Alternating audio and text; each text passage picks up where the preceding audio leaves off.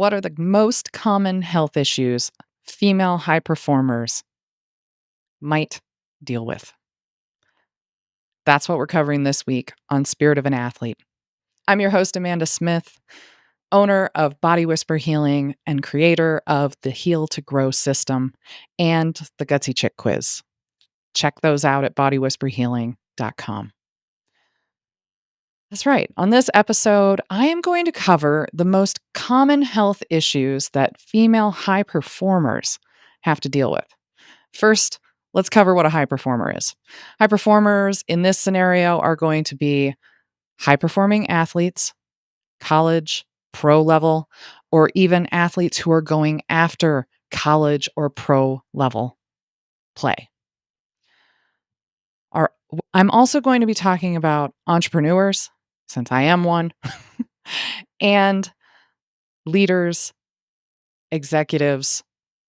Those are my high performers. So when I say that word, hopefully you guys can sink into that's who I'm talking to and what I'm talking about. Okay, so we're going to break this into physical and mental so that we can quickly go through it. First, I'm going to highlight some of the physical that all high performers tend to deal with, and then we're going to dive into what female high performers have to deal with. So, when it comes to physical, these are the obvious ones. Your team, your coaches know something's wrong.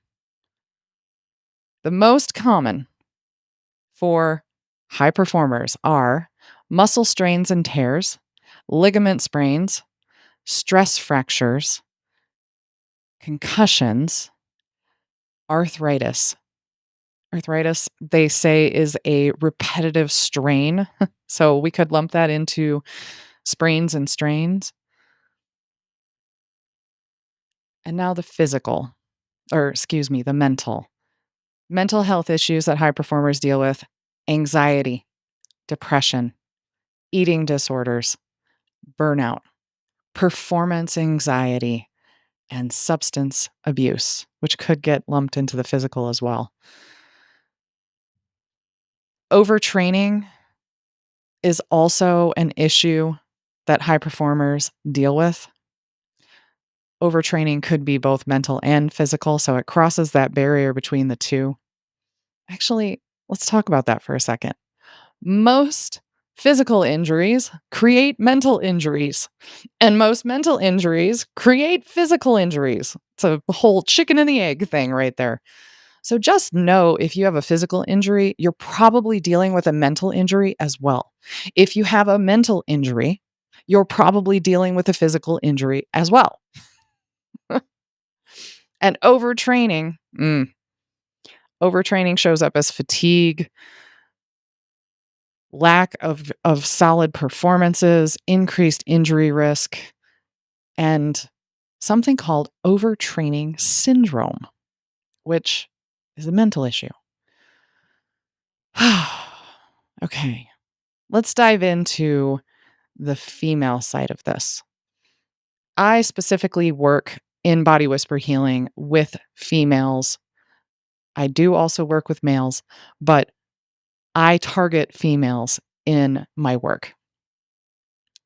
Here are the female physical issues that might show up for high performers: an ACL tear, anterior cruciate ligament, in your knee, no less.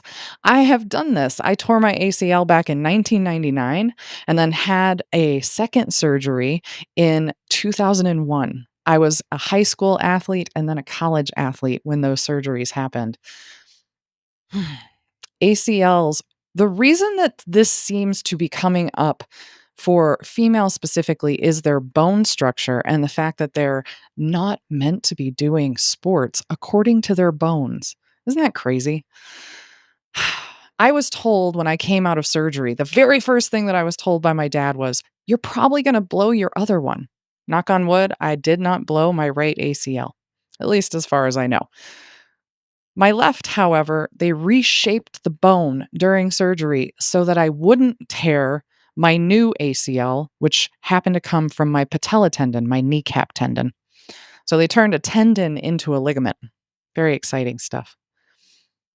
ACL tears The way to work through this with female athletes in particular is to strengthen the glute medius, pay attention to gait, how they walk, how they run. Are their toes pointed in? That was what I was doing, called pronation. Or are their toes pointed out? Both of these indicate that there are weak glute medius, which is your rotator muscle in your glutes. Strengthen those. There are a ton of ways to strengthen glute medius, but that is generally one of the biggest reasons, besides bone structure, why a female athlete would blow her ACL. I was pigeon-toed, is what they call it, but pronated, and I very athletic in that way to move, but it was not efficient for my knees, and my knees took the hit, and I blew my ACL. The next physical issue that female high performers deal with are stress fractures. Stress fractures are when the bone is being tugged on and actually breaks away from the rest of the larger bone. And this is due to overuse, high stress, or again, poor form. Poor form. The stress injuries that I witnessed, and I did experience shin splints at one point, but stress fractures are fairly common in the shins for most female athletes, high performers. We need more rest. That's really what it boils down to. Um, and we need to work on our form. Those are the two areas that I would say go focus on fixing those two things. Get more rest and work on your form to help stress fractures. Then we get into, and dads, men who are listening to this episode, strap on your woman hat. We're going to talk about the female athlete triad. This happens to executives and entrepreneurs who are women because they're not paying enough attention to their body while they're doing the thing that they're doing. And high performing athletes tend to be more in the mental space than the physical space. So, the female triad is irregular or absent menstrual cycles, low bone mineral density, and disordered eating. They come in 3. As an athlete in high school, I was not getting enough calories, and I was exercising anywhere between 6 and 8 hours a day, and I was having irregular and absent menstrual cycles. This was definitely something that contributed later to bone issues, stress fractures that showed up in college. And as I go into perimenopause and menopause, this is something that I'm monitoring in my own body because I know I was a part of this. Disordered eating comes in many forms. So let's mention those forms really quick. Anorexia, bulimia, those are the two majors. And then restricted caloric intake. And I wasn't purposely restricting my calorie intake. I didn't even know what that meant in high school. And most high school athletes don't know what that means. But I definitely wasn't getting enough calories to sustain all of the work that I was doing. And what we're finding more and more is that females need more calories than what we're giving ourselves. Okay. And now we jump over and we kind of have in that triad into the mental side. Some of the mental health issues that female high performers are dealing with: anxiety and depression. Top of the list. As high performers, we put a lot of pressure on ourselves. And as that pressure builds and we don't process it in a healthy way, anxiety comes in. Anxiety can show up as anxiety performance, or it can show up as this internal rage going on when we're practicing by ourselves or we're practicing with our teams and we're just putting a mask on so that we don't outwardly show that we're very frustrated with ourselves. This was definitely something that I struggled with big time as a high school and college athlete. By the time I got to college, my anxiety was really taking me out of my game. It was taking me mentally out of how well I could perform at Division 1, and eventually I left Division 1 because the coach really didn't like how I was treating myself either. Overtraining. Overtraining is number 2 on this list. Overtraining looks like I'm gonna go from volleyball practice to basketball practice to softball practice and then to the weight room and rinse and repeat on a daily basis. I was a 3-sport athlete, so that kinda looked like my summers. And it was completely and totally overtraining. And the way this shows up for female athletes is stress fractures, eating disorders, missing periods. Those are all the signs.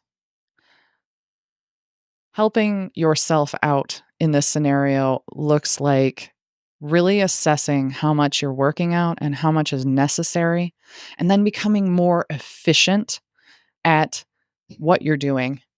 And if you're a multi sport athlete, paying attention to what sport is the most important in the season, that it's the most important. That's a tricky balance. And it really does take some outside help to see this and also to figure out how to plan what you need to be doing. And then eating disorders. This we've addressed in the female athlete triad, but eating disorders, when we're high performing executives, sometimes we skip meals because we've got work to do. And skipping meals when we're trying to work optimally mentally, it has it takes a toll on us, especially long term. Eating disorders like anorexia and bulimia generally have a lot to do with body image and pressures to make weight for certain sports, pressures to look a certain way for certain sports like cheerleading, swim, wrestling, where we're wearing skin tight outfits that show every ripple. Body image is definitely part of the eating disorder category, in my humble opinion. Body image spurs eating disorders, and vice versa. Eating disorders spur body image disorders. Woof. If you notice that you're a person who tends toward one of these issues, reach out for help. That is by far the best way to help yourself in this situation. It's hard to see the trees in the forest.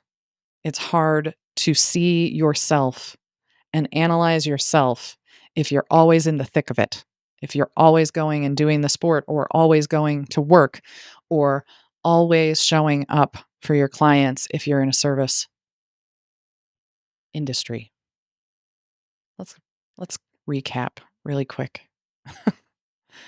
So the physical injuries that female high performers are dealing with are ACL tears, stress fractures, the female athlete triad, which involves skipped or irregular menstrual cycles, eating disorder, and low bone mineral density. You can find out more about your mineral density by taking a test, going to your doctor and having them test your minerals and your vitamins and checking to see where is your folate level, your B vitamins, where's your calcium level at. Those are some of the indicators of low bone density issues. And then jumping into the mental side, we're looking at overtraining, eating disorders, anxiety, and depression. I hope this helped you assess where you're at with all of these things and ask yourself, do I need help with any of these things? Thanks for listening. Thank you so much for listening to Spirit of an Athlete. If you want to find out what part of your mindset might be holding you back from healing, but has helped you as an athlete, go check out the Gutsy Chick Quiz at gutsychickquiz.com.